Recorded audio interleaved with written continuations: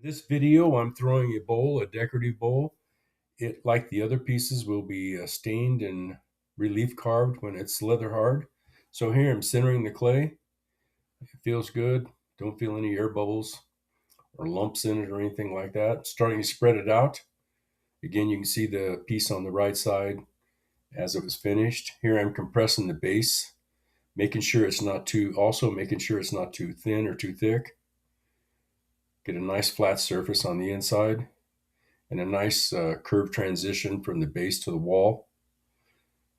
Packing it down a little bit more with a smaller tool, small wooden rib. Starting to do a pull on the clay on the outside here. It's a little bit larger in diameter, so we don't want to spin quite as fast. A little more force on the clay. Again, as most of my other pieces, it's tapered towards the middle a little bit. In this case, not quite as much, but anyway, it's not moving as fast at the top. It tapers down. I'll open it up a little later on. On the right side, you can see the bowl on the inside there pretty easily. So I'm just doing another pull on the left side there, leaving a nice thick bead at the top because that's going to spread out quite a bit. It's going to be a lot larger. The lip will be a lot larger than the base of the bowl. So I have to leave some clay at the top to spread it out so it's not too thin, too fragile.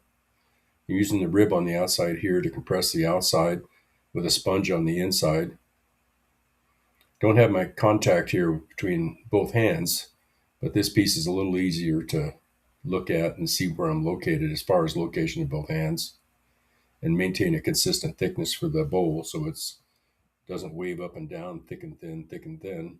Cleaning off a little bit of the clay at the base there, just in part from, in my case, it helps it dry out a little bit smoother so there's not more clay at the bottom.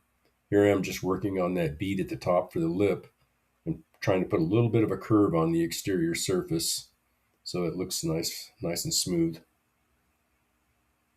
Just doing a little bit of touch up, cleaning up or mopping up a little bit of the slurry on the bottom of the clay and flattening it out again, making it look nice and smooth.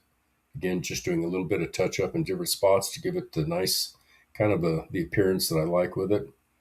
A little bit of that little transition from the base to the wall, so there's a nice clean curve there. When it's completed with the throwing, will be allowed to be leather hard.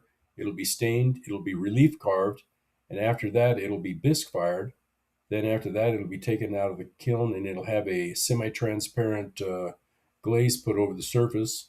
Then it'll be fired again to cone 5, and then I'll be able to see the relief carved stained surface beneath that when it's completed.